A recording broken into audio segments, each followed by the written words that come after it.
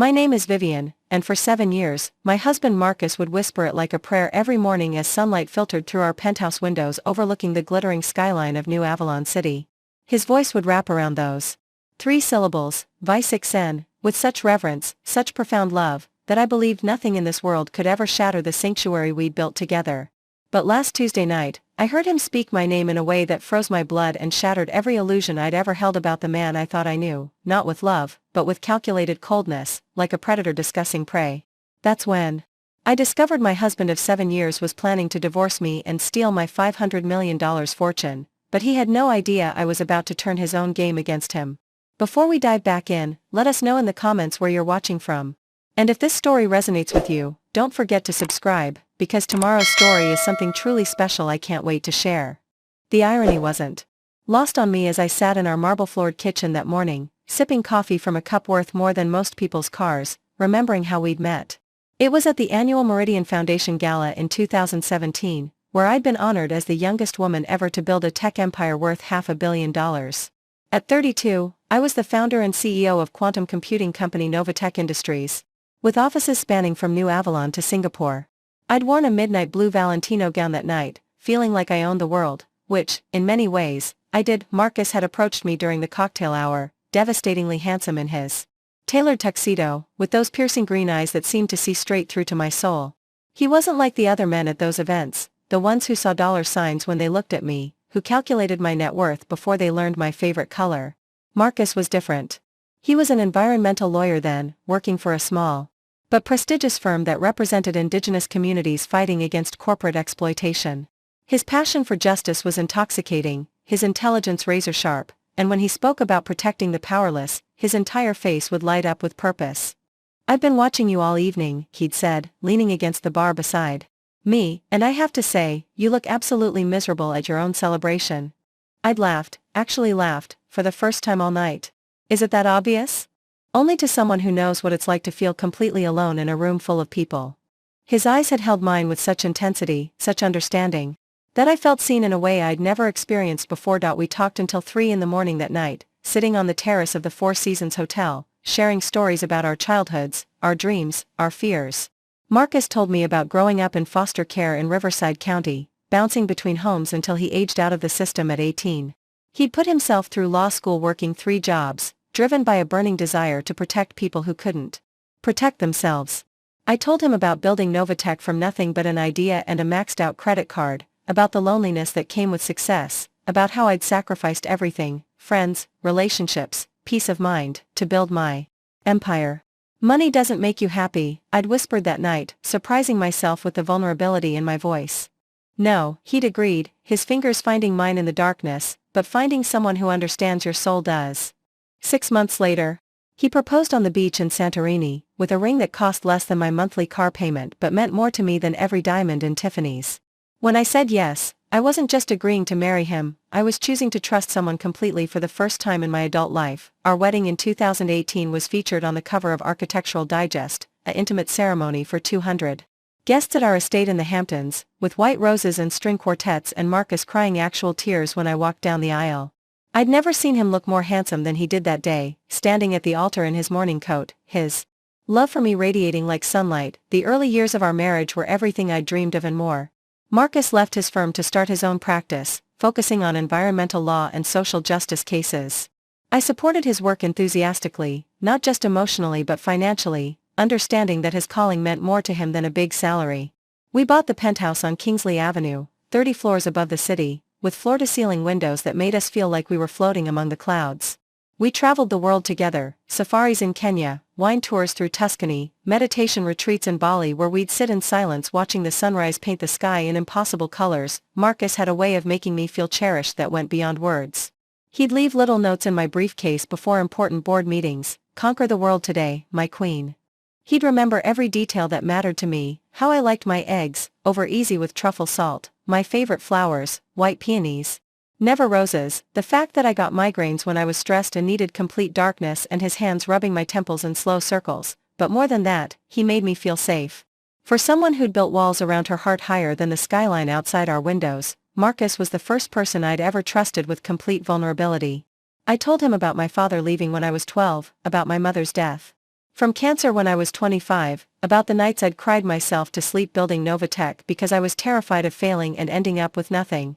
"You'll never be alone again," he'd promised me on our second anniversary, holding me close as thunder rolled across the city.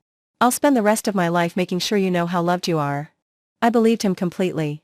I restructured my entire financial empire to include him, adding his name to accounts, making him beneficiary of policies, treating him as my true partner in every sense of the word. When friends warned me about prenups, I'd laugh them off. "You don't know Marcus like I do," I'd say. "He's not like other men. He loves me for who I am, not what I have." God, I was such a fool. It took a lot of care and time to prepare and narrate this for you, so if you're enjoying it, a quick subscribe really helps and means the world to us. Alright, let's get back to it. It was 2:47 a.m. on a Tuesday when my perfect world began to crumble. I remember the exact time because the digital clock on my nightstand seemed to glow with an almost sinister light as I stared at it, my heart pounding with a confusion I couldn't yet name. Marcus wasn't beside me, his side of our California king bed was cold, the Egyptian cotton sheets undisturbed as if he'd never come to bed at all. I'd fallen asleep around midnight, exhausted from a grueling day of board meetings and investor calls.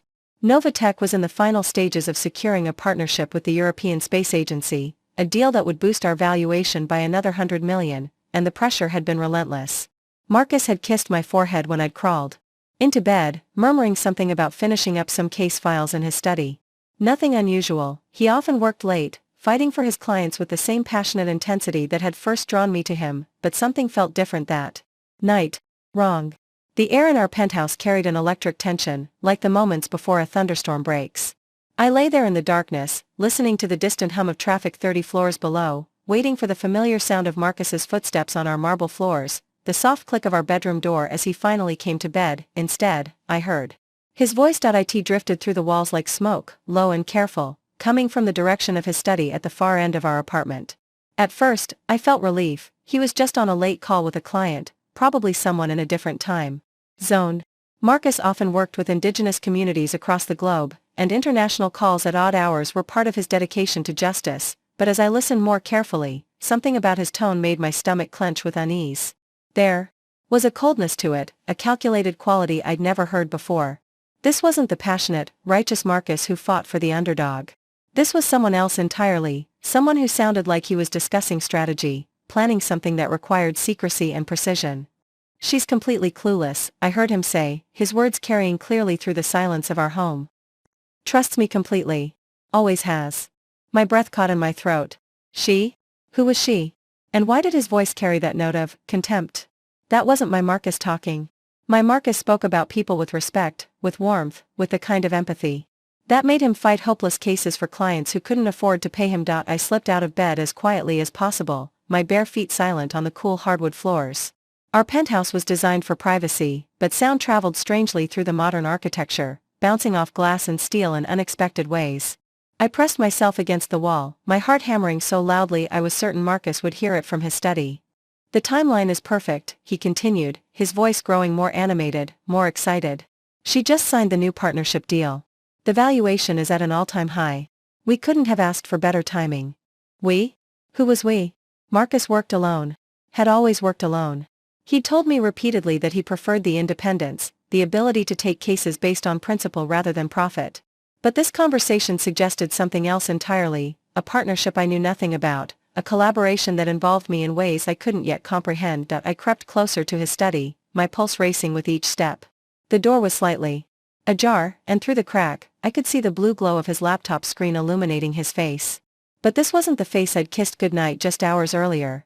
This was the face of a stranger, sharp, calculating, cold. His green eyes, which had always looked at me with such love and warmth, now held an expression I'd never seen before. "Look, I know it seems harsh," Marcus said, his voice dropping to a whisper that somehow made his words even more chilling. "But this is business. She served her purpose. 7 years of investment, and now it's time for the return." Investment? Return? He was talking about me like I was a stock portfolio, a business venture to be monetized. The man who had held me through panic attacks, who had promised to love me forever, who had cried at our wedding, he was discussing me like I was nothing more than a transaction. My legs felt weak, and I pressed my back against the wall to steady myself. This couldn't be happening. There had to be some explanation, some misunderstanding. Maybe he was talking about a case, about someone else entirely. But even as I tried to rationalize what I was hearing, my heart knew the truth. The divorce papers are ready, Marcus continued, and with those 5 words, my entire world tilted off its axis. My lawyer says with the right strategy, we can argue that she forced me to sacrifice my career for her success. Emotional manipulation, financial coercion, the works. And with her assets commingled with mine over the years, we have a legitimate claim to half of everything. Divorce papers. The words echoed in my mind like a death sentence. The man I'd loved, trusted, and built a life with for 7 years had been planning to leave me. Not just leave me, destroy me. Use my own love and generosity against me in a way that would devastate me both emotionally and financially. She made it so easy, Marcus said, and I could hear the smile in his voice. Adding my name to accounts, making me beneficiary on policies, restructuring her entire empire to include me. She practically gift-wrapped her fortune and handed it over. And the best part? She thinks it was all her idea. I bit down on my knuckle to keep from crying out, tasting blood as my teeth broke skin. Every act of love, every gesture of trust, every moment I'd felt grateful to have found someone who loved me for who I was, it had all been a lie. A performance. A long con designed to separate me from my life's work. When do we move? Marcus asked, and I realized he was speaking to someone else, on the phone, or maybe video call. I want to make sure everything is in place before she has any chance. To protect herself. Protect myself. The phrase rang in my ears like a bell. That's exactly what I needed to do. But first, I needed to understand the full scope of what I was facing. Who was he working with? How long had this been planned? And most importantly, what could I do to stop it? I began to back away from the door, my mind racing with possibilities and plans. But as I turned to leave, my foot caught the edge of our Persian rug, and I stumbled slightly, my hand hitting the wall with a soft thud. The conversation in the study stopped abruptly. I'll call you back, Marcus said quickly, and I heard the laptop snap shut. Panic flooded my system as I realized he was coming. I sprinted back to our bedroom as quietly as possible, diving under the covers and forcing my breathing to slow, my body to relax. But inside, my mind was screaming with the realization that everything I'd believed about my life, my marriage, my future was a carefully constructed lie, and Marcus had no idea that I'd just discovered his secret. The next morning arrived with cruel normalcy. Sunlight streamed through our floor-to-ceiling windows, painting golden rectangles across our imported Italian marble floors, while Marcus hummed quietly in the shower as if he hadn't just shattered my entire existence a few hours earlier. I lay in bed, staring at the ceiling, my body rigid with the effort of appearing normal while my mind raced through every conversation, every gesture, every moment of our 7-year marriage, searching for clues I'd been too blind to see when Marcus emerged from the bathroom, toweling his dark hair and flashing me that devastating smile that had once made my heart skip. I felt physically ill. How many mornings had I watched this same routine, feeling grateful and loved, while he was secretly planning my destruction? How many times had he kissed me goodbye at the door while calculating how much my affection was worth in dollars and cents? Good morning, beautiful, he said, his voice carrying that familiar warmth that now sounded like poison in my ears. He sat on the edge of the bed, leaning over to kiss my forehead, and I had to fight every instinct not to recoil from his touch. You were sleeping so peacefully when I came to bed last night. Didn't want to wake you. The lie rolled off his tongue. So easily, so naturally, that I wondered how many others I'd swallowed without question over the years. What time did you finally finish working? I asked, keeping my voice carefully neutral despite the rage burning in my chest. Oh, around 3, Marcus replied casually, selecting a tie from his extensive collection. You know how these international cases can be. Time zones are a nightmare. Another lie. He'd been on that call until at least 3:15, and it hadn't been about any case, it had been about destroying me. I watched him get dressed, this man I'd shared a bed with for 7 years, and realized I was looking at a complete stranger.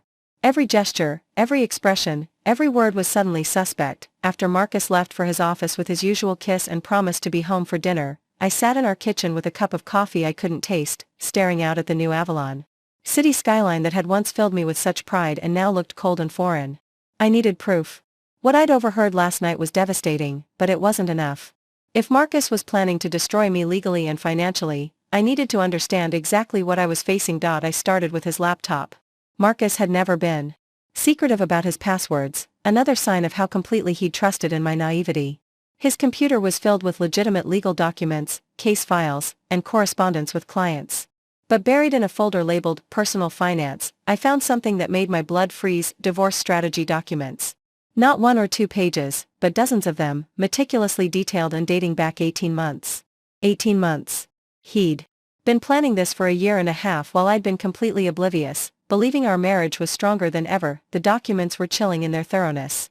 Marcus and his lawyer had crafted a narrative that painted me as a manipulative, controlling wife who had systematically isolated him from his career and forced him into financial dependence. They planned to argue that his environmental law practice had suffered because I'd pressured him to focus on our social life and my business interests. Every dinner party I'd hosted to help him network, every vacation I'd suggested when he seemed stressed, every time I'd proudly introduced him as my husband at business events, it was all being twisted into evidence of my supposed manipulation. But the most devastating part was the financial analysis. They'd calculated my net worth down to the penny, identified every asset, every account, every investment. They knew about properties I'd forgotten I owned, stocks I'd purchased years ago, even the vintage wine collection I'd inherited from my mentor. Marcus had been conducting surveillance on my own life, documenting my wealth like a treasure map. The proposed settlement was breathtaking in its audacity. Marcus wasn't just seeking half of our marital assets, he wanted half of everything I'd built before I even met him. The penthouse, my Novatech shares, my investment portfolio, even the patents I'd developed in graduate school. His lawyers had crafted arguments claiming that his emotional labor and career sacrifice entitled him to compensation from my premarital wealth. I found emails between Marcus and someone named Elena Vasquez, who appeared to be coordinating the entire operation. Elena wasn't a lawyer, her messages suggested she was some kind of consultant who specialized in high-net-worth marital dissolutions.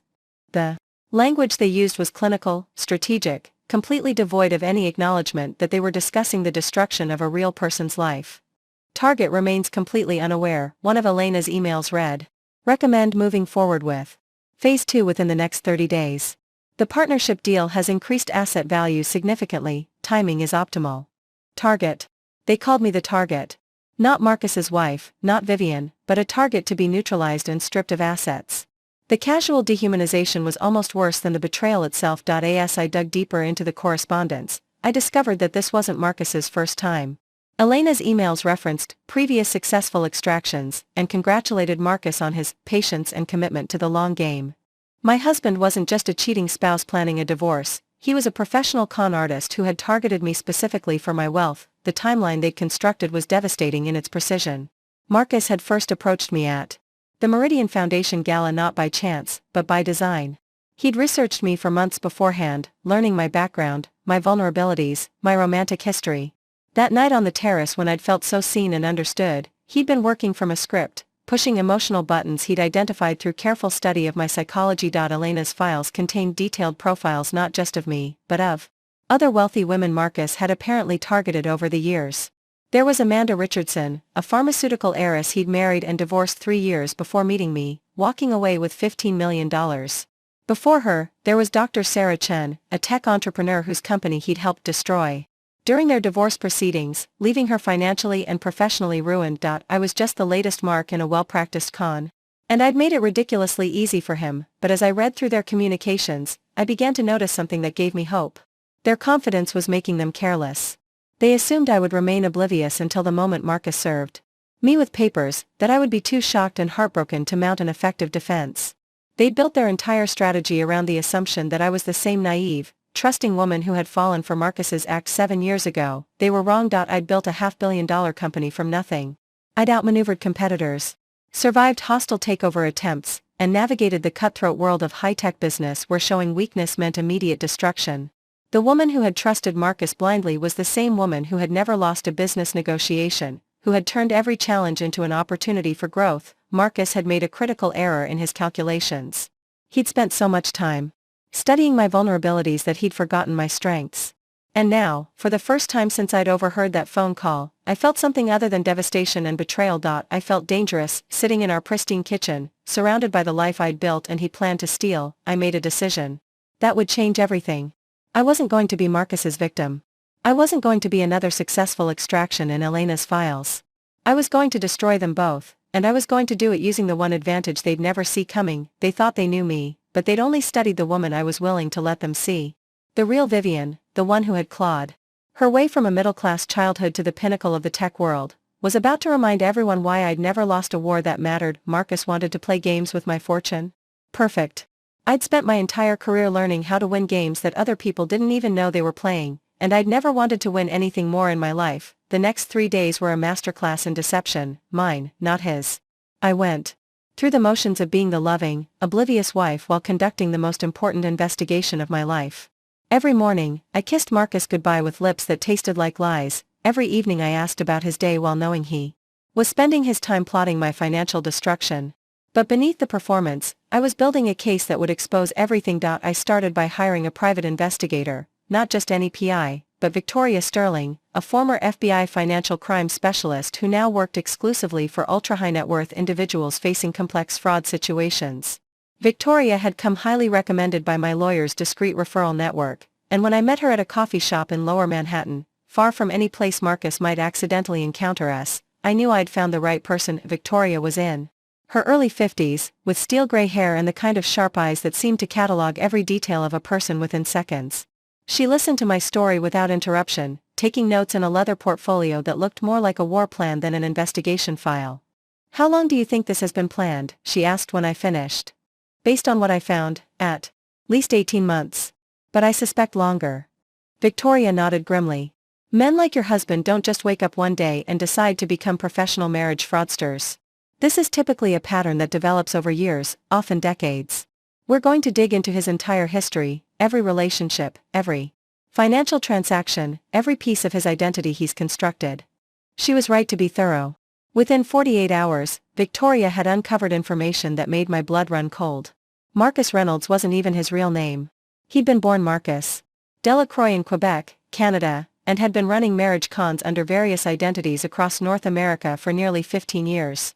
The environmental lawyer persona, the tragic foster care background, even his law degree, it was all carefully constructed fiction. "He's good," Victoria admitted as she spread photographs and documents across the table of our second meeting. "Professional-level identity construction. The law degree is real, but he obtained it under a different name before he started this pattern. He's been using his legal knowledge to make these divorces airtight from his perspective." The photographs showed Marcus, or whatever his real name was, with his previous victims. There was Amanda Richardson, the pharmaceutical heiress, looking radiant on their wedding day. Dr. Sarah Chen at a charity gala, gazing adoringly at the man who would ultimately destroy her company. And others, at least 6 more women over the past decade and a half, all successful, all wealthy, all now financially devastated. "The pattern is consistent," Victoria explained. "He targets women who've achieved significant success but who have had difficulty with relationships. Often they've been so focused on building their careers that they haven't developed strong personal support networks. They're lonely, despite their success, and vulnerable to someone who seems to understand their world." She described me perfectly, and I felt a fresh wave of humiliation wash over me. I'd been so predictable, so textbook in my vulnerability, but Victoria's next revelation was even more disturbing. "He doesn't work alone. Elena Vasquez is part of a sophisticated network that specializes in these long-term cons. They call themselves lifestyle consultants, but they're essentially criminal enterprises that target high-net-worth individuals for systematic financial exploitation." The scope of the operation was staggering. Elena's network had files on hundreds of wealthy women across the country, complete with psychological profiles, financial assessments, and customized approach strategies. They operated like a corporation, with different specialists handling different aspects of each con: identity construction, legal strategy, emotional manipulation, asset extraction. "They've been watching you for longer than you think," Victoria continued. "I found evidence that Elena's team has been monitoring your social media, your business activities, even your charitable donations for at least 3 years. They've been building a comprehensive profile of your decision-making patterns, your emotional triggers, your financial habits." The violation felt complete. These people had invaded every aspect of my private life, studying me like a laboratory specimen, identifying my weaknesses with scientific precision.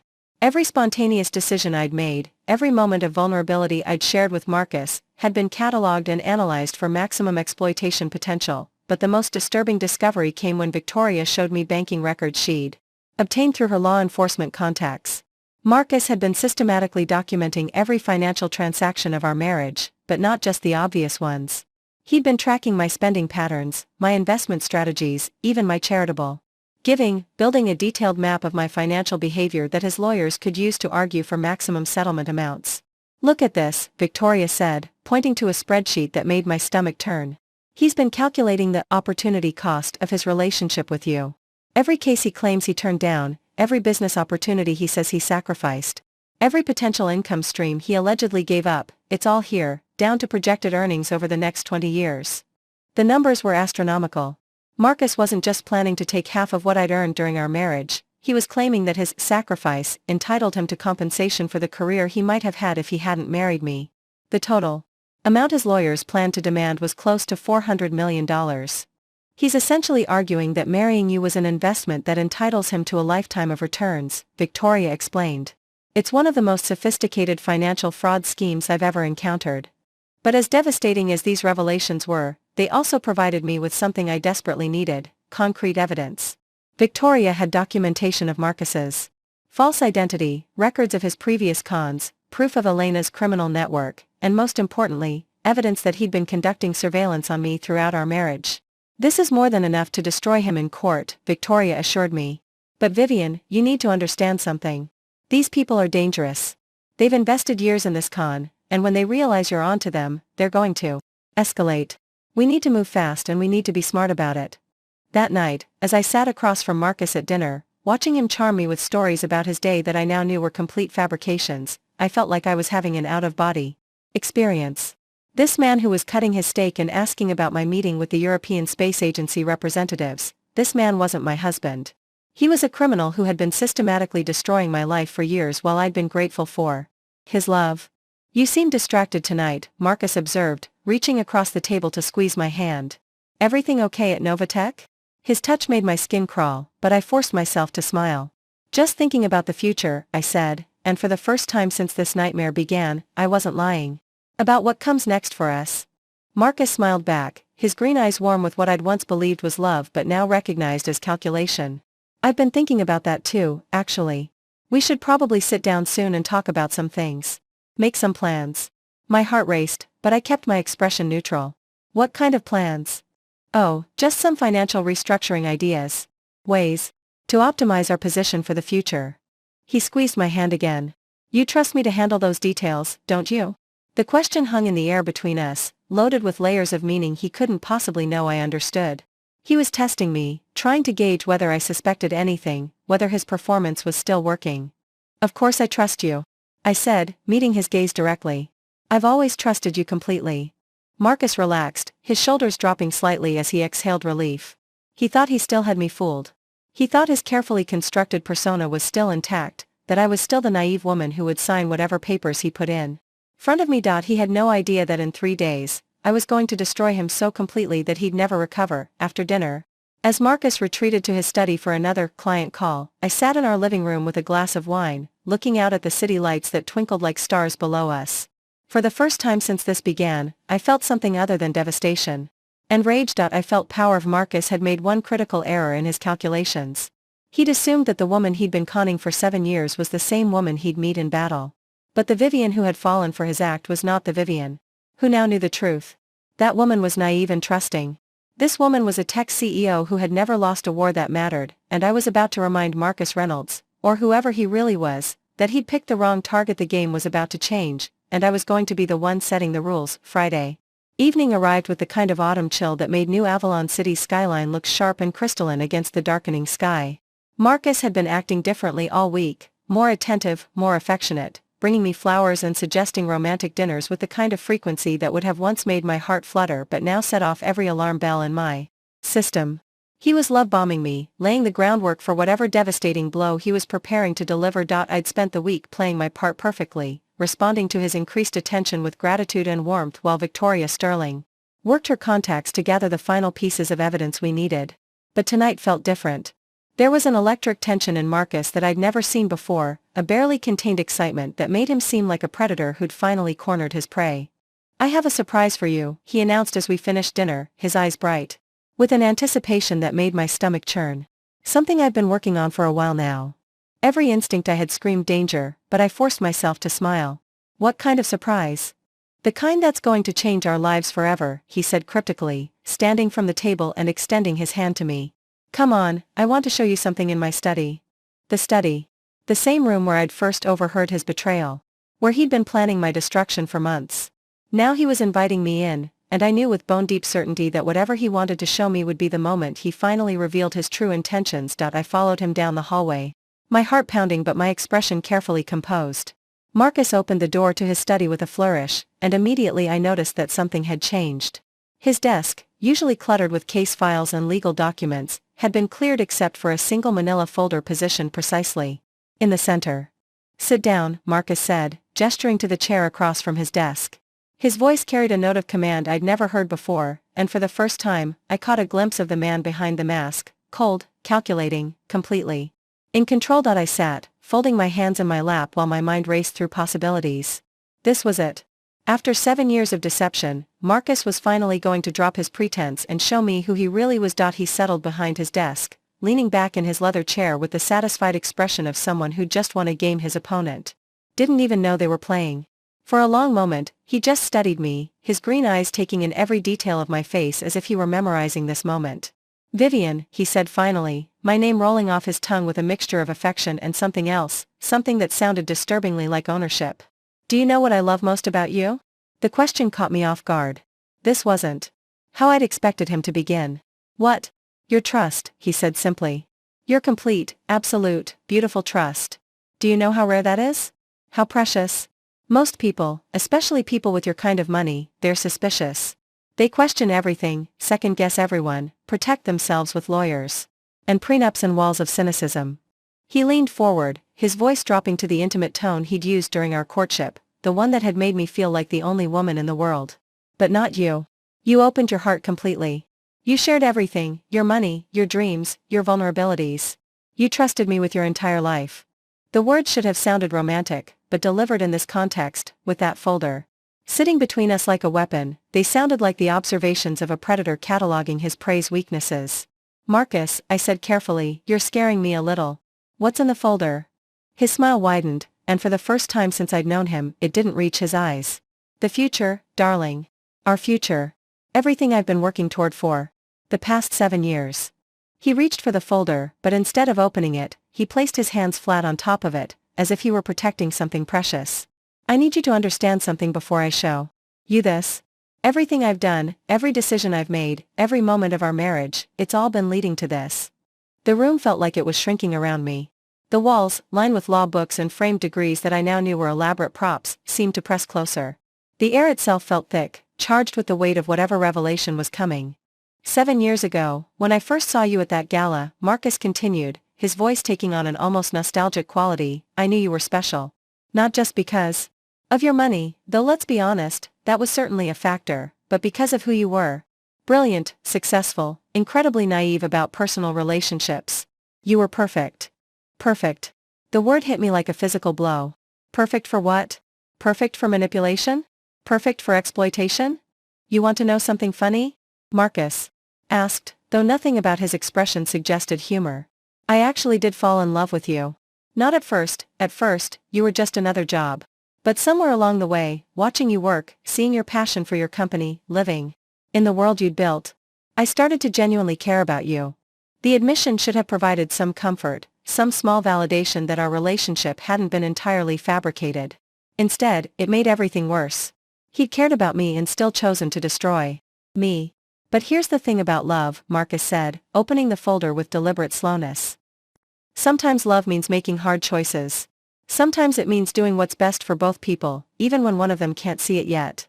He turned the folder toward me, and I found myself looking at documents that made my blood freeze. Divorce papers. Custody agreements for assets I didn't even know were in dispute. Financial settlements that would strip me of nearly everything I'd built over my entire career, but it was the cover letter that truly revealed the depths of his betrayal.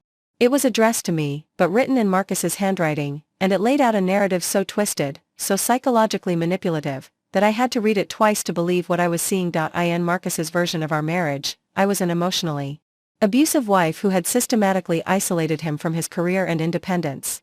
According to his carefully crafted story, I had used my wealth to control him, forcing him to abandon his environmental law practice to serve as my trophy husband. He claimed that I had threatened to destroy his professional reputation if he ever tried to leave me, and that I had deliberately sabotaged his attempts to build his own career. The most devastating part was how convincing it sounded. Marcus had taken every act of love, every gesture of support, every moment of vulnerability I'd shared with him, and twisted it into evidence of manipulation and control. The dinner parties I'd hosted to help him network became proof that I was forcing him to perform for my business associates. The vacations I'd suggested when he seemed stressed became evidence that I was deliberately disrupting his work. Even my financial support of his pro bono cases was characterized as a way of keeping him dependent and grateful. "This is insane," I whispered, looking up from the documents to find Marcus watching me with clinical interest. "None of this is true. You know none of this is true." "Truth is subjective, Vivienne," Marcus replied calmly. "What matters is what a court will believe. And I've been very careful to build a compelling case." He pulled out another set of documents, financial records, bank statements, investment portfolios. Every asset I owned, every source of income, every piece of property was catalogued with meticulous precision. He'd been conducting a complete audit of my life for years, preparing for this moment when he would claim half of everything. "The beauty of it," Marcus continued, his voice carrying a note of professional pride, "is that you made it so easy. Adding my name to accounts, making me a beneficiary on policies, restructuring your entire financial empire to include me, you basically did all the work for me." I stared at him, this man I'd shared a bed with for 7 years, and realized I was looking at a complete stranger. The environmental lawyer who fought for justice, the man who'd cried at our wedding, the husband who'd held me through panic attacks, none of it had been real. It had all been an elaborate performance designed to position him for this moment. "Who are you?" I asked, my voice barely above a whisper. "Who are you really?" Marcus's smile was sharp as a blade. "I'm the man who's about to become very, very wealthy. Thanks to you." He reached into his desk drawer and pulled out a pen, setting it down on top of the divorce papers with ceremonial precision. "I need you to sign these, Vivienne. Tonight. We can do this the easy way, with dignity and minimal public exposure, or we can do it the hard way, with lawyers and court battles and media attention that will destroy both our reputations." The threat was clear. Sign, or face a public humiliation that would ruin not just my personal life but potentially damage Novatech and everything I'd worked to build. "And if I sign?" I asked, though I already knew the answer. "Then you keep your dignity, some of your assets, and we can both move on with our lives. You'll be hurt, but you'll survive. And who knows? Maybe someday you'll even thank me for teaching you such a valuable lesson about trust." The casual cruelty of it took my breath away. He was destroying my life and suggesting I should be grateful for the education. I looked down at the pen, then back at Marcus, who was watching me with the patient expression of someone who'd already won. He thought he had me cornered, that I had no choice but to sign away my life's work to preserve what little dignity I had left. He was wrong. "I need some time to think about this," I said finally, my voice steadier than I felt. "This is a lot to process." Marcus's expression tightened slightly. "Vivienne, I don't think you understand. This isn't a negotiation. These papers are going to be filed whether you cooperate or not. I'm trying to give you a chance to maintain some control over the process." "One night," I said firmly. "Give me one night to wrap my head around this, and I'll give you an answer tomorrow." For a moment, I thought he might refuse. His jaw clenched, and I could see him calculating whether pushing harder would risk the careful control he'd maintained over the situation. Finally, he nodded. "One night," he agreed. "But Vivienne? Don't do anything foolish. Don't call lawyers, don't try to move money around. I'll know if you do, and it will only make things worse for you." I stood from the chair, my legs unsteady but my resolve crystallizing with every breath. "I understand." As I walked toward the door, Marcus called after me. "For what it's worth, I really did love you. In my own way." I paused in the doorway, looking back at this man who had just revealed himself to be my greatest enemy. "No," I said quietly. "You didn't. Because if you had loved me, even a little bit, you couldn't have done this." Back in our bedroom, I sat on the edge of the bed we'd shared for 7 years, my hands shaking as I pulled out my phone. Marcus thought I was broken, defeated, ready to surrender everything I'd worked for to preserve some shred of dignity. He had no idea that while he'd been planning my destruction, I'd been planning his. It was time to make a call that would change everything. The phone rang 3 times before Victoria Sterling answered, her voice crisp and alert despite the late hour. "Vivienne? What's happened?" "He showed his hand," I said, my voice steady despite the adrenaline coursing through my veins. "Everything we suspected is true, and worse. I need you to implement the contingency plan we discussed. Tonight. Are you safe right now?" I glanced toward the bedroom door, listening for any sound of Marcus moving around the apartment. He'd remained in his study after our confrontation, probably making calls to Elena and his lawyers, coordinating the next phase of what he believed would be my capitulation. For now. "But Victoria, we need to move fast." He's given me until tomorrow night to sign the papers, and he's confident I'll cave. He has no idea what's coming. Good. Stay exactly where you are and don't do anything that might tip him off. I'm making calls now. After hanging up with Victoria, I sat in the darkness of our bedroom, my mind racing through the intricate plan we'd developed over the past week. Marcus thought he'd been playing chess while I'd been playing checkers, but the truth was, I'd been playing an entirely different game, one where the rules were written by someone who'd spent 15 years mastering the art of corporate warfare. The first call I made was to James Morrison, my personal attorney and one of the most feared divorce lawyers in New York. James had handled my business legal affairs for over a decade, and when I'd approached him through Victoria's secure channels, he'd assembled a team of specialists who'd been working around the clock to prepare for this moment. Vivienne, James's voice was calm but urgent. Victoria filled me in. Are you ready to execute? More than ready. I want to destroy him, James. Completely and utterly. Consider it done. By tomorrow morning, Mr. Reynolds, or whatever his real name is going to discover that he's not the only one who can play dirty. The restraining orders are already drafted. The forensic accountants are standing by. And I've got a federal prosecutor who's very interested in having a conversation with our friend about identity fraud and racketeering. The second call was to my head of security at Novatech, David Chen, no relation to Dr. Sarah Chen, one of Marcus's previous victims, though the coincidence wasn't lost on me. David was a former Navy SEAL who'd transitioned into corporate security, and he'd been discreetly monitoring the situation for days. Ms. Blackwood, David's voice carried the kind of quiet authority that made me grateful he was on my side. Everything's in position. The moment you give the word, we'll have complete surveillance on Reynolds and his associate. They won't be able to make a move without us knowing about it. And the other matter we discussed? The safe house is ready. Fully secured, completely off the grid. If things get dangerous, you'll be untouchable. My third call was to someone Marcus had never heard of but who was about to become the most important person in his immediate future, FBI Special Agent Rebecca Torres, who specialized in organized fraud and had been building a case against Elena Vasquez's network for over 2 years. Ms. Blackwood, Agent Torres said when she answered. I understand you have some information that might be relevant to our ongoing investigation. I have everything, I said simply. Financial records, communication logs, evidence of identity fraud spanning over a decade. Enough to bring down the entire operation. And you're willing to cooperate fully with our investigation? Agent Torres? I'm not just willing to cooperate. I'm going to hand you the biggest marriage fraud case in federal history. But I need something in return. What kind of something? I need Marcus Reynolds arrested the moment he tries to file those divorce papers. I need Elena Vasquez and her entire network exposed. And I need it done in a way that ensures they never hurt anyone else. There was a pause on the other end of the line.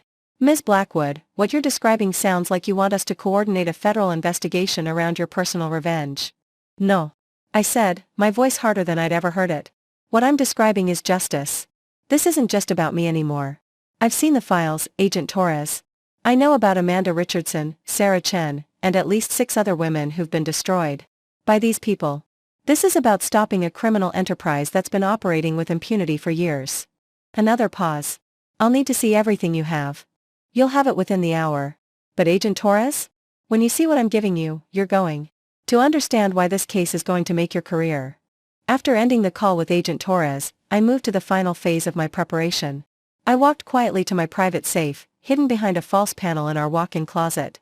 Marcus had never known about this safe. It was a relic from my single days, when I'd learned to keep my most important assets completely separate from anyone else's reach. Inside were documents that Marcus had never seen, offshore accounts I'd established years before meeting him, property deeds for investments he'd never known existed, and most importantly, a complete backup of every financial record related to Novatech that existed outside of our shared systems. The irony was perfect. While Marcus had been documenting my assets for his theft, I'd been protecting the assets he didn't even know existed. He'd spent years mapping my visible wealth while remaining completely ignorant of the financial empire I'd built in shadows. But the most important item in the safe wasn't financial, it was informational. A complete dossier on Marcus Reynolds that I'd had compiled the moment Victoria had confirmed his real identity.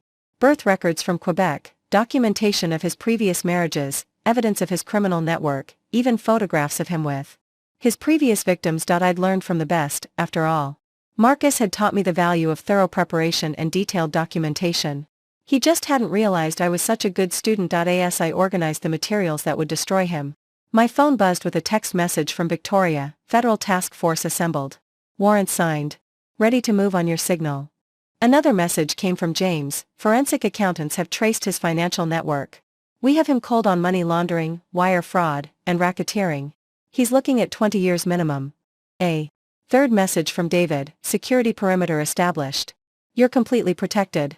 He won't be able to get within a mile of you once this starts. I sat back on my heels, surrounded by the instruments of Marcus's destruction, and felt something I hadn't experienced in years: complete and total control. For the first time since I'd overheard that phone call a week ago, I wasn't reacting to Marcus's moves. I was setting the board for my own game. At 3:47 a.m., I made one final call, to Elena Vasquez herself. I'd gotten her number from Marcus's phone records, and I knew she'd be awake, probably coordinating with her network of criminals, planning the next phase of what she believed would be their greatest theft. Who is this? Elena's voice was sharp, professional, immediately suspicious. This is Vivienne Blackwood, I said calmly. I believe you know who I am. There was a moment of stunned silence. How did you get this number? The same way you got information about my financial accounts, my business operations, and my personal vulnerabilities. I'm very good at finding things out, Elena. Just like you. I don't know what you think I know everything, I interrupted, my voice cutting through her attempt at denial. I know about Amanda Richardson. I know about Sarah Chen. I know about the network you've built to systematically destroy successful women. And I know that you made one very serious mistake when you decided to target me. Another pause. What do you want? I want you to understand something very clearly, I said, my voice dropping to barely above a whisper. In about 6 hours, FBI agents are going to be knocking on your door with warrants for your arrest. They're going to have evidence of every crime you've committed over the past decade. They're going to freeze every asset you control and arrest every person in your network. You're bluffing. Am I? Check your secure email in exactly 10 minutes. You'll find a small sample of what I'm giving to the federal task force. Bank records, communication logs, documentation of identity fraud, everything needed to put you away for the rest of your life. Elena's breathing was audible now, quick and shallow. What do you want from me? Nothing, I said simply. This isn't a negotiation, Elena. This is a notification. I'm calling you because I wanted you to hear it from me personally. The woman you underestimated is about to destroy you. I hung up and immediately blocked her number. Let her spend the next few hours in panic, making desperate calls to lawyers and associates, trying to figure out how to escape the trap that was already closing around her. Back in our bedroom, I lay down on top of the covers, still fully dressed, and closed my eyes. In a few hours, Marcus would wake up expecting to finalize my destruction. Instead, he was going to discover that he'd triggered his own annihilation. I'd spent 7 years believing that love meant vulnerability, that trust meant lowering your defenses completely. Marcus had taught me that was naive. But he'd also taught me something else, that when you're fighting for everything you've built, for everything you are, there's no such thing as fighting dirty. There's only winning or losing, and I'd never been very good at losing. As dawn began to break over New Avalon City, painting our penthouse in shades of gold and amber, I smiled for the first time in a week. Marcus had wanted to play games with my fortune, my future, my life. Perfect. I'd spent my entire career playing games that other people didn't know they'd already lost, and this was going to be my masterpiece. Saturday morning arrived with deceptive normalcy. The autumn sunlight streamed through our floor-to-ceiling windows, casting the same golden patterns across our marble floors that had greeted me every morning for 7 years. But today, everything was different. Today, I was no longer Marcus's victim, I was his executioner, and he had no idea that his last day of freedom was already counting down. Marcus emerged from his study at exactly 8:15 a.m., looking remarkably refreshed for someone who'd been awake until nearly dawn, coordinating what he believed would be the final phase of his grand theft. He'd showered and dressed in one of his expensive suits, probably paid for with money stolen from his previous victims, and he carried himself with the satisfied confidence of a predator who believed his prey was already trapped. "Good morning, beautiful," he said, leaning down to kiss my forehead as I sat at our kitchen island with my coffee. The casual affection made my skin crawl, but I forced myself to accept it with the same grateful smile I'd worn for years. "How did you sleep?" "Not well," I admitted, which was true enough. I'd spent most of the night coordinating the final details of his destruction. I kept thinking about our conversation last night. Marcus's eyes sharpened with interest, though he tried to hide it behind a mask of husbandly concern. "And what conclusions did you reach?" "I think we need to talk more about what this means for both of us," I said carefully. "About how we move forward." He nodded, settling into the chair across from me with his own coffee. "I'm glad you're being reasonable about this, Vivienne. I know it's a shock, but I really do think this is what's best for both of us in the long run." The casual way he spoke about destroying my life, as if he were discussing a minor lifestyle change rather than systematic theft and betrayal, was staggering in its audacity. But I kept my expression neutral, playing the role of the confused, heartbroken wife he expected to see. I just need to understand some things, I said. About the financial arrangements you're proposing. It's a lot to process. Marcus leaned forward, his green eyes brightening with what I now recognized as excitement. He thought I was negotiating, that he was going to get to walk me through the details of my own financial destruction. The man was actually enjoying this. Of course, he said smoothly. I want you to understand everything completely. That's why I've been so thorough in documenting our financial situation over the years. Over the years. The casual admission that he'd been surveilling my finances throughout our marriage was delivered with such matter-of-fact confidence that I had to grip my coffee cup to keep my hands from shaking with rage. When did you start planning this? I asked, genuinely curious about the timeline of my own betrayal. Marcus paused, considering how much truth to reveal. I've been thinking about our future for a while now, he said finally. About what would be fair if we ever decided to go our separate ways. It's not something I wanted, Vivienne, but I've learned that sometimes you have to protect yourself, even in marriage. The twisted logic of it was breathtaking. He'd spent years stealing from me while simultaneously positioning himself as the victim who needed protection from my supposed manipulation. It was psychological warfare at its most sophisticated. My phone buzzed with a text message, and I glanced down to see a message from Victoria, Phase 1 complete. Federal warrants executed. Network compromised. Standing by for Phase 2. Elena Vasquez and her criminal network were already in custody. The woman who'd helped orchestrate the systematic destruction of successful women across the country was sitting in a federal holding cell, probably still trying to figure out how I'd unraveled years of careful planning overnight. But Marcus didn't know that yet. He was still operating under the assumption that his criminal enterprise was intact, that his carefully constructed identity was secure, that he held all the cards in whatever negotiation he thought we were having. I need to make a few calls today, I said casually, standing to refill my coffee. Some business things I need to handle before we finalize anything. Immediately, Marcus's expression tensed. What kind of business things? Just some Novatech issues. The European Space Agency partnership is moving into its final phase, and there are some technical details I need to oversee personally. It was a plausible lie, the ESA partnership was real, and it would require my attention eventually. But today, my business calls would be coordinating the final phases of Marcus's takedown with federal law enforcement. Vivienne, Marcus said, his voice carrying a note of warning, I thought we agreed you wouldn't do anything precipitous. No lawyers, no financial advisors, no business calls. I interrupted, turning to face him with raised eyebrows. Marcus, I'm still the CEO of a $500 million company. I can't just ignore my responsibilities because we're having marital problems. He studied my face carefully, looking for signs of deception or resistance. After a moment, he seemed to relax slightly. Of course. I just don't want you to do anything that might complicate our situation unnecessarily. Like what? Like bringing other people into what should remain a private matter between us, he said smoothly. The more people who get involved, the messier this becomes for both of us. The threat was subtle but clear. He was still trying to isolate me, to prevent me from seeking help or building alliances. It was probably a tactic that had worked with his previous victims, women who'd been too shocked and heartbroken to think strategically about their own defense, but I wasn't Amanda Richardson or Sarah Chen. I was Vivienne Blackwood, and I'd been building strategic alliances and outmaneuvering opponents since before Marcus had even chosen his fake identity. I understand, I said, giving him my most reassuring smile. This stays between us.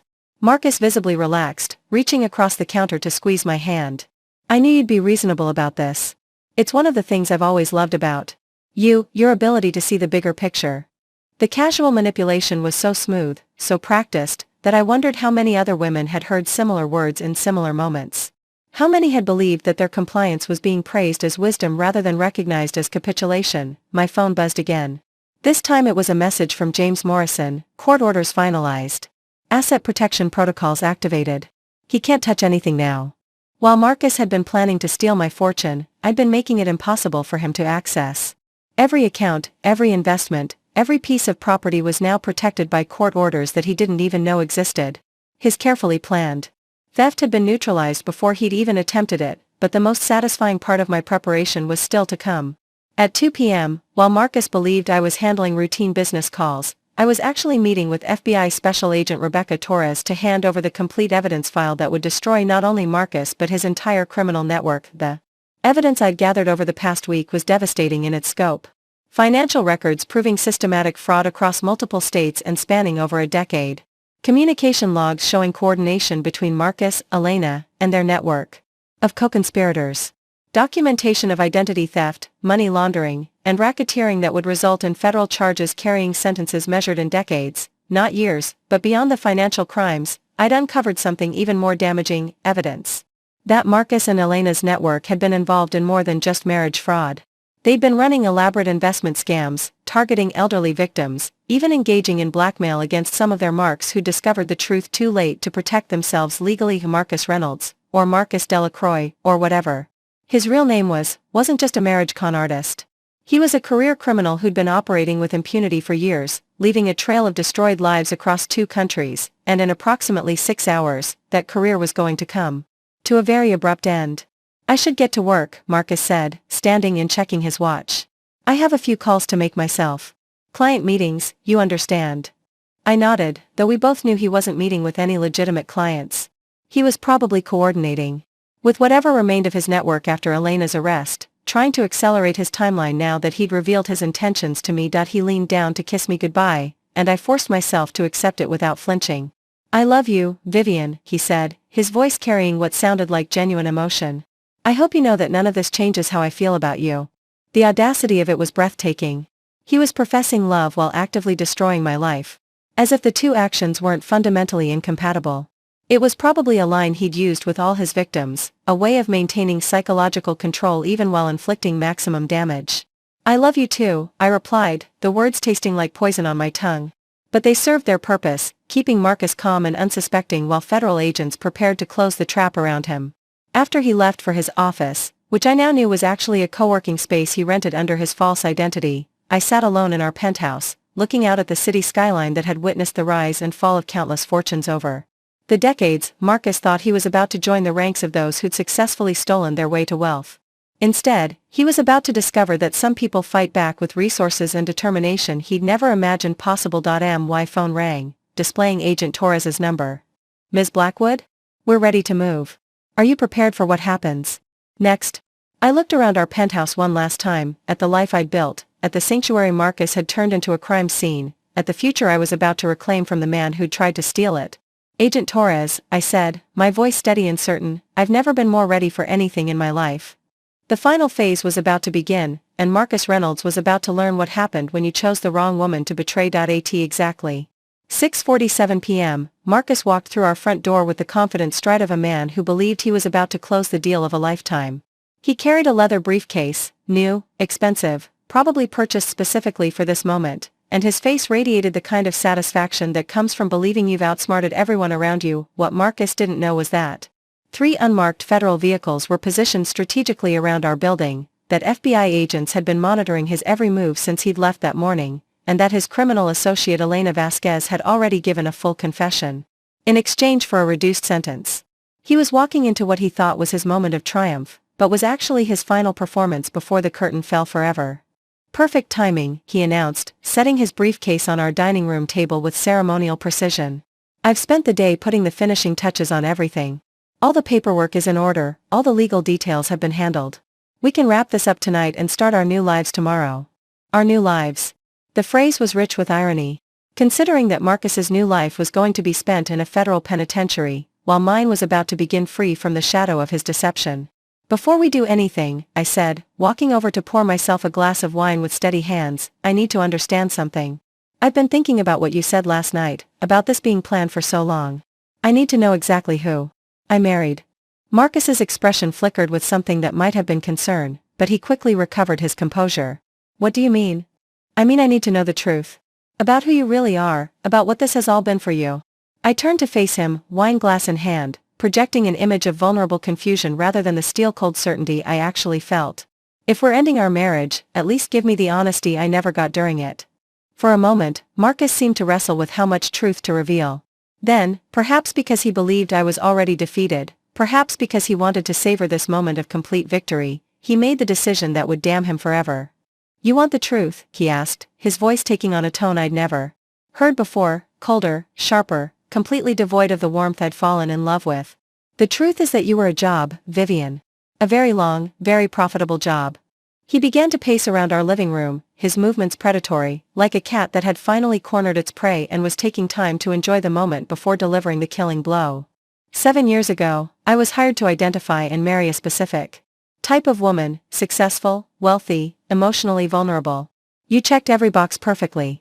Young tech CEO with massive assets and minimal personal connections. No close family, few real friends, completely focused on your career to the exclusion of meaningful relationships. Each word was like a physical blow, but I forced my expression to remain neutral, even slightly fascinated, as if I were hearing about someone else's life rather than the systematic destruction of my own. The environmental lawyer thing was perfect cover, Marcus continued, clearly enjoying himself now. It gave me credibility, made me seem principled and altruistic. Women like you, women who've built empires but feel guilty about their wealth, you're suckers for a man who seems to care about justice and the greater good. He stopped pacing and looked directly at me, his green eyes now cold as winter steel. Do you know how easy you made it? The way you opened up about your childhood, your insecurities, your fear of being alone? It was like you were handing me a manual on how to manipulate you. The casual cruelty of it was breathtaking, but I held my ground, even managed to inject a note of hurt admiration into my voice. How many others were there? Before you? Marcus smiled, and for the first time I saw genuine pride in his expression. You were number 7. Each one taught me something new about how to perfect the technique. Amanda Richardson showed me the importance of patience. I moved too fast with her, only got 15 million. Sarah Chan taught me about the value of targeting women with ongoing businesses rather than just inherited wealth. But you, Vivienne, you were the masterpiece. He opened his briefcase and began laying out documents on our dining table like a general displaying battle plans. $500 million. Do you understand what that means? It's not just money, it's freedom. It's the ability to disappear completely, to start over anywhere in the world with enough resources to live like a king for the rest of my life. And Elena? I asked, proud of how steady my voice remained. How does she fit into all this? Elena's the architect, Marcus said, his tone carrying genuine respect. She identifies targets, creates false identities, handles the legal framework. I'm just the actor who plays the role. Though I have to admit, I'm very good at it. He gestured around our penthouse, taking in the life we'd built together, or rather, the life I'd built while he'd systematically prepared to steal it. 7 years of being the perfect husband. 7 years of pretending to care about your panic attacks, your business stress, your emotional needs. Do you have any idea how exhausting it is to fake love for that long? The question hung in the air between us, and I realized this was the moment I'd been preparing for, the moment when Marcus's arrogance would finally give me the opening I needed. Actually, I said, setting down my wine glass and reaching into my purse, I do have some idea about faking things for a long time. For instance, I've been faking being naive and trusting for the past week, ever since I found out exactly who you really are. Marcus froze, his confident expression flickering for the first time. What are you talking about? Instead of answering immediately, I pulled out my phone and pressed a button on the screen. Instantly, his voice filled our living room, crystal clear recordings of every conversation he'd had over the past week, including his phone calls with Elena, his strategy sessions with his lawyers, and most damningly, his confession from just moments ago. You see, Marcus, or should I call you Marcus Delacroix, while you were busy planning my destruction, I was documenting yours. Every word, every admission, every detail of your criminal enterprise. The color drained from his face as he realized the implications of what he was hearing. You recorded me? That's illegal. Actually, it's not, I interrupted, my voice now carrying the steel that had made me successful in the ruthless world of tech business. New York is a one-party consent state, which means I can record any conversation I'm part of. And since you so thoughtfully provided detailed confessions of multiple felonies, those recordings are going to be very valuable to the federal prosecutors who are currently building cases against you. Marcus stumbled backward, his carefully constructed confidence crumbling as the reality of his situation began to dawn on him. You can't prove anything. It's your word against mine. Oh, Marcus, I said, my voice almost pitying now. You really don't understand who you're dealing with, do you? I didn't just record you, I documented everything. Your real identity, your previous marriages, your entire criminal network. Elena Vasquez was arrested this morning, and she's already given a full confession in exchange for a reduced sentence. His face went white as paper. That's impossible. Is it? While you were making your client calls today, I was meeting with FBI Special Agent Rebecca Torres, handing over evidence of the most sophisticated marriage fraud operation in federal history. Bank records, forged documents, communication logs. Spanning over a decade, everything needed to ensure you never hurt another woman again. Marcus's legs seemed to give out, and he sank into one of our dining room chairs, his briefcase full of fraudulent divorce papers suddenly looking pathetic, rather than threatening. But the real beauty of it, I continued, moving to stand over him, is that while you were planning to steal my fortune, I was making it impossible for you to touch. Every asset you thought you were going to claim has been protected by court. Orders you didn't even know existed. The money you spent 7 years positioning yourself to steal? It's been legally shielded from you since Tuesday. I leaned down so that my face was level with his, close enough to see the panic and disbelief in his eyes. You want to know the difference between us, Marcus? You spent 7 years learning how to destroy one woman. I spent 15 years learning how to destroy anyone who threatens what I've built. And you, unfortunately for you, made the mistake of threatening everything. The sound of heavy footsteps in our hallway made Marcus's head snap up, his face a mask of terror as he realized what was coming. Those would be the FBI agents, I said calmly, straightening up and smoothing my dress. They have warrants for your arrest on charges of identity fraud, money laundering, racketeering, and conspiracy. The federal prosecutor estimates you're looking at about 25 years, assuming you don't cooperate with their ongoing investigation into your network. The front door opened without ceremony, and Agent Torres entered with 4 other federal agents, all wearing tactical gear and expressions of grim satisfaction. Marcus Delacroix, Agent Torres announced, her voice carrying the weight of federal authority, you are under arrest for multiple counts of federal fraud and conspiracy.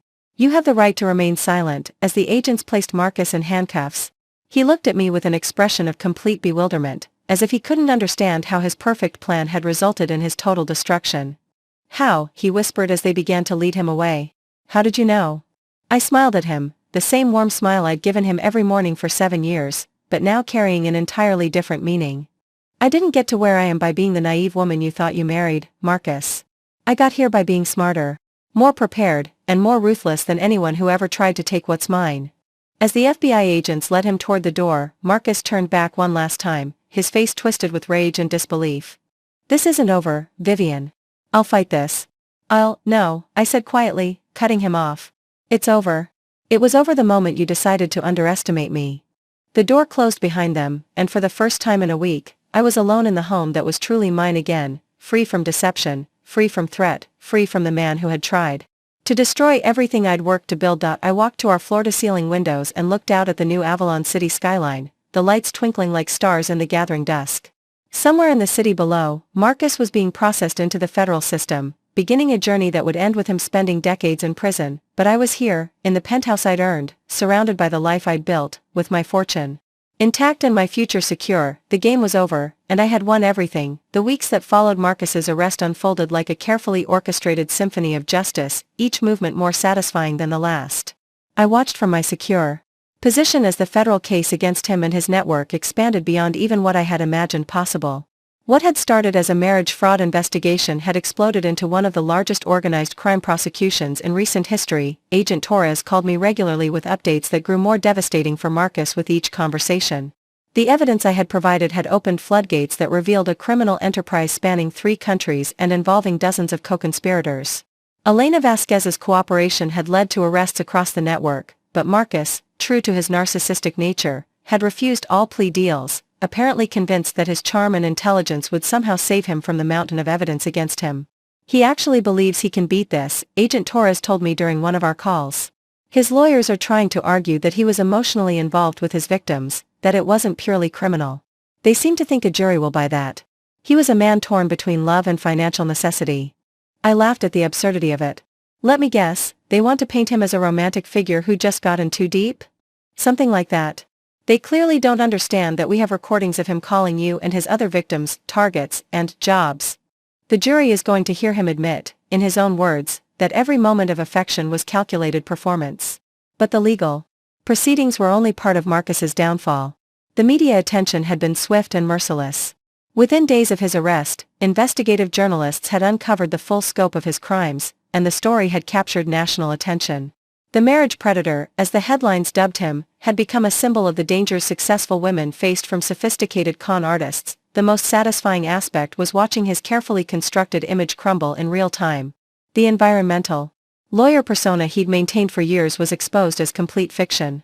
Colleagues he'd worked with, cases he'd claimed to have won, charitable causes he'd supposedly supported, all of it was revealed to be elaborate theater designed to make him more appealing to potential victims, but perhaps the most devastating blow to Marcus's ego came when his previous victims began coming forward publicly. Amanda Richardson, the pharmaceutical heiress I'd read about in Elena's files, gave an interview to 60 Minutes that painted a chilling picture of Marcus's methodology. "He made me feel like I was the most interesting woman in the world," Amanda said, her voice steady but her eyes reflecting years of recovered trauma. "Every conversation felt profound, every moment together felt destined. It wasn't until I saw the FBI evidence that I realized even our most intimate conversations were following a script he'd used with multiple women." Dr. Sarah Chen had been even more direct in her public statements. "Marcus Delacroix didn't just steal my money, he stole 2 years of my life and nearly destroyed my career. But seeing him in handcuffs, knowing that Vivienne Blackwood was strong enough to stop him when I couldn't, that gives me more satisfaction than any amount of money could."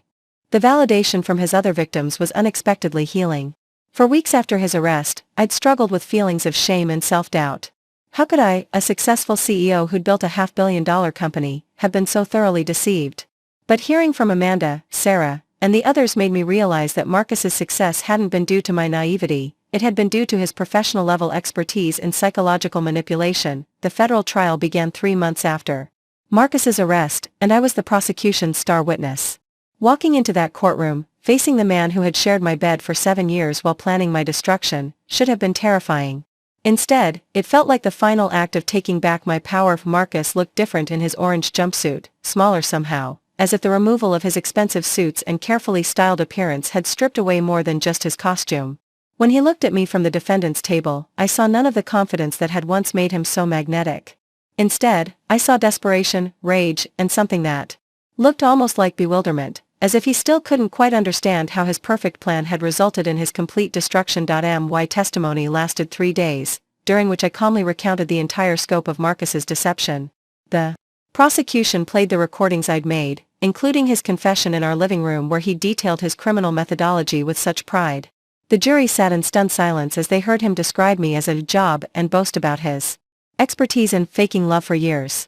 But the most damaging testimony came from Elena Vasquez herself, who had accepted a plea deal in exchange for her cooperation. Elena's calm, clinical description of their operation was chilling in its thoroughness. "We targeted women who had achieved significant financial success but showed signs of emotional isolation," she explained to the jury. "We studied their social media, their business profiles, their charitable giving patterns. We identified their psychological vulnerabilities and crafted approaches specifically designed to exploit those weaknesses." She described Marcus as one of our most skilled operatives, someone who could maintain false emotional connections for years without breaking character. "The Blackwood operation was our most ambitious," Elena continued. "The target had the highest net worth we'd ever attempted, and Marcus executed a 7-year performance that was flawless until she discovered our communications." The prosecution then revealed the full scope of their criminal enterprise. Bank records showing stolen funds totaling over $200 million across all victims. Forged documents, false identities, and evidence of money laundering that painted a picture of sophisticated criminal organization that had operated with impunity for over a decade. Marcus's defense team tried to paint him as a man who had genuinely fallen in love with his victims, someone who had been caught between criminal obligations and real emotion. They called character witnesses who spoke about his charm and intelligence, trying to make the jury see him as a complex figure rather than a simple predator, but their strategy collapsed when the prosecution played the recording of Marcus's final confession in our living room. Hearing him describe his victims as jobs and boast about his skill at faking love destroyed any possibility that the jury might see him as a sympathetic figure. The verdict came after less than 6 hours of deliberation. Guilty on all counts. Fraud, money laundering, conspiracy, identity theft, every charge the prosecution had brought against him. As the judge read the verdict, Marcus's face remained impassive, but I could see his hands shaking slightly as he gripped the edge of the defendant's table. The sentencing hearing 2 weeks later was the moment I'd been waiting for. Federal sentencing guidelines called for 25 to 30 years, but the judge had discretion to go higher given the scope and sophistication of the crimes. "Mr. Delacroix," Judge Patricia Hendricks said, her voice carrying the weight of federal authority, "you have shown a complete disregard for the humanity of your victims. You didn't just steal their money, you stole years of their lives, violated their trust in the most intimate way possible, and left them questioning their own judgment and worth. She paused, looking directly at Marcus, who sat rigidly in his chair. The court has received letters from multiple victims describing the lasting trauma of your actions. Women who had achieved remarkable success in their professional lives were left emotionally devastated, financially ruined, and afraid to trust again. The psychological damage you inflicted is incalculable. Judge Hendricks sentenced Marcus to 35 years in federal prison without the possibility of parole. At 42 years old, he would be 77 when released, if he lived that long.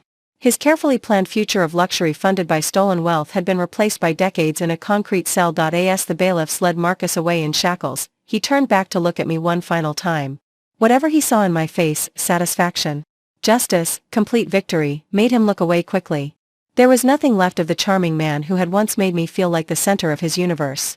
There was only a broken criminal facing the consequences of his choices. Outside the courthouse, reporters clustered around me with questions about how it felt to see my former husband sentenced to decades in prison. I gave them the statement I'd prepared, thanking law enforcement and expressing hope that other victims of similar crimes would find the courage to come forward. But privately, as I sat in the back of my car driving away from the federal courthouse, I felt something I hadn't experienced in months: complete peace. The man who had tried to destroy me was gone, his criminal network dismantled, his stolen wealth forfeited to compensate his victims. Marcus had gambled everything on his ability to manipulate and deceive me. He had lost everything: his freedom, his future, his carefully constructed identity, because he had fundamentally misunderstood who he was dealing with. I wasn't just another successful woman to be exploited. I was Vivienne Blackwood, and I had spent my entire career learning how to win wars that other people didn't even know they were fighting. This war was over, and I had won everything that mattered. 1 year later, I stood on the terrace of my new penthouse in Manhattan's financial district, watching the sun rise over a city that had witnessed my complete transformation.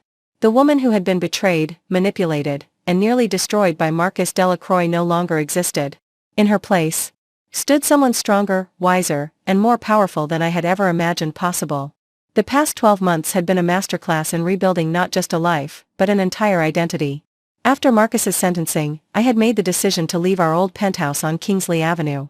Too many memories haunted those marble floors. Too many ghosts lingered in rooms where I had been loved by a lie. Instead, I had purchased a stunning new space with floor-to-ceiling windows that offered unobstructed views of the harbor. A place where every sunrise reminded me of the new beginning I had claimed for myself. Novatech Industries had not only survived the scandal of my very public divorce and Marcus's criminal trial, it had thrived beyond all expectations. The European Space Agency partnership had been finalized, adding another $200 million to our valuation. But more importantly, the story of how I had outsmarted and destroyed a sophisticated criminal network had made me something of a legend. In the business world, other CEOs sought my advice, investors competed for my attention, and headhunters called weekly with offers that would have doubled even my substantial wealth. But the most meaningful change had been personal.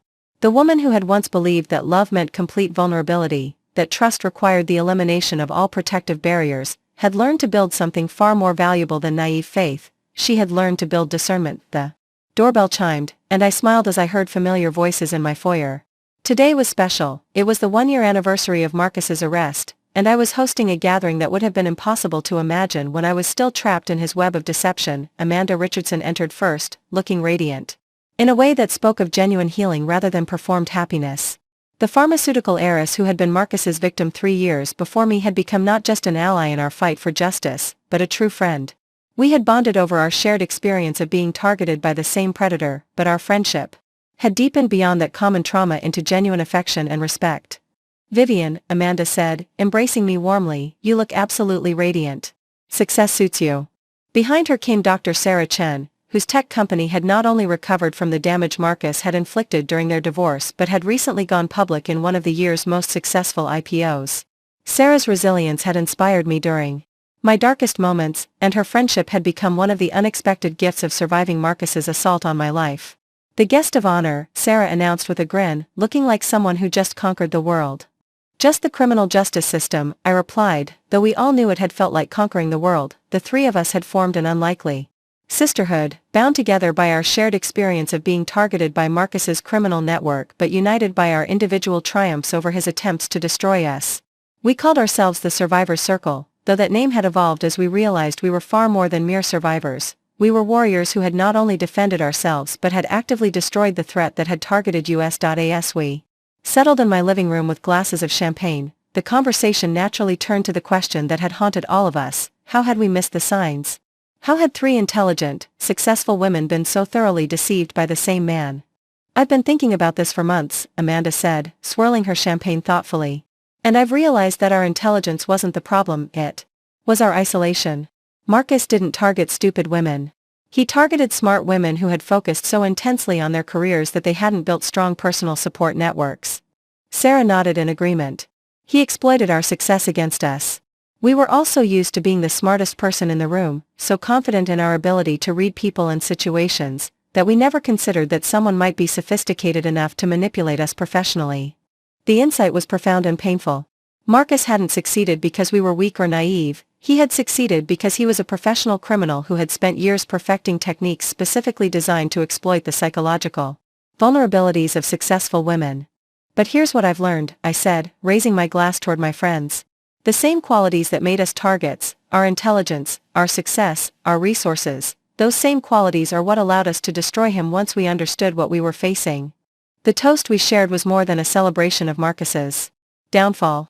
It was an acknowledgement of our own power, our own resilience, our own capacity for strategic thinking and decisive action when everything we had built was threatened. The conversation shifted toward the future, toward the lessons we had learned that might help other women avoid similar predators. That discussion had led to something unprecedented. The three of us had decided to establish a foundation dedicated to protecting successful women from sophisticated financial predators, the Blackwood Foundation for Financial Security, named not out of ego, but because my case had been the most public and therefore carried the most recognition value, was already making a difference. We provided resources for women to conduct background checks on romantic partners, offered legal support for those facing complex divorces, and most importantly, created educational programs that taught successful women how to protect their assets without sacrificing their ability to form genuine relationships. "We've had over 300 women contact us in the past 6 months, Sarah reported. "Everything from requests for private investigators to check out new boyfriends, to emergency legal support for women who discovered their partners were not who they claimed to be. And the best part," Amanda added with satisfaction, "is that we've identified at least 12 other criminal networks operating similar marriage fraud schemes. Law enforcement is using our research to build cases that could shut down this entire category of crime." The foundation had become more than a charitable endeavor. It had become my life's work in a way that even Novatech had never been. Building a tech company had been about personal achievement and financial success. Building a system to protect other women from the predators who had nearly destroyed us felt like a calling, a way to transform our trauma into something that could prevent countless other women from experiencing similar devastation. As the afternoon progressed, Amanda and Sarah eventually left to return to their own transformed lives. But not before we had planned our next foundation event, a gala that would raise funds while also raising awareness about the sophisticated criminal networks that targeted successful women. Alone again in my penthouse, I walked back to my terrace and looked out at the city that had witnessed both my near destruction and my ultimate triumph. The lights of Manhattan twinkled like stars, each one representing someone else's dreams, struggles, and aspirations. I thought about Marcus, sitting in his federal prison cell, probably still convinced that he had been the victim of bad luck rather than his own arrogance. I felt no sympathy for him. He had made his choices, and now he was living with the consequences. But I did feel something like gratitude, because his betrayal had forced me to discover strengths I never knew I possessed, the woman I had been. Before Marcus, successful but naive, wealthy but vulnerable, had been replaced by someone infinitely more powerful. I had learned that true strength wasn't about avoiding betrayal or protecting yourself from all possible harm. True strength was about what you did when someone tried to destroy you, how you responded when everything you had built was threatened. Some people collapse under that kind of pressure. Others, like Amanda, Sarah, and myself, discover that they are capable of fighting back with a ferocity and intelligence that their attackers never anticipated. My phone buzzed with a text message from Victoria Sterling, the private investigator who had been instrumental in building the case against Marcus. Saw the news about the Foundation's latest success. "You're changing the world, one protected woman at a time." I smiled as I typed back, "We're just getting started." Because that was the truth. The destruction of Marcus's criminal network had been just the beginning. The Blackwood Foundation was expanding internationally, working with law enforcement agencies across 3 countries to identify and dismantle similar operations. We were building databases, creating educational programs, and most importantly, we were creating communities of support for women who had previously faced these threats in isolation. The woman who had once believed that love meant complete vulnerability had learned something far more valuable, that real love, of self, of others, of justice, meant building strength, community, and the capacity to fight for what mattered. Marcus had tried to teach me that trust was dangerous, that opening your heart meant inviting destruction. Instead, he had taught me that discernment was power, that preparation was protection, and that the right response to betrayal wasn't withdrawal from the world, it was engagement with it on your own terms. Standing on my terrace as the sun set over Manhattan, I raised a final toast to the woman I had become, to the women I had saved, and to the countless others who would never have to face what we had faced because we had been strong enough to fight back. The game was over. Marcus had lost everything. And I had won something far more valuable than the fortune he had tried to steal. I had won myself. Coming up next, you'll see 2 more stories we handpicked just for you. If this one struck a chord, you're going to love what's next. Tap to keep the journey going.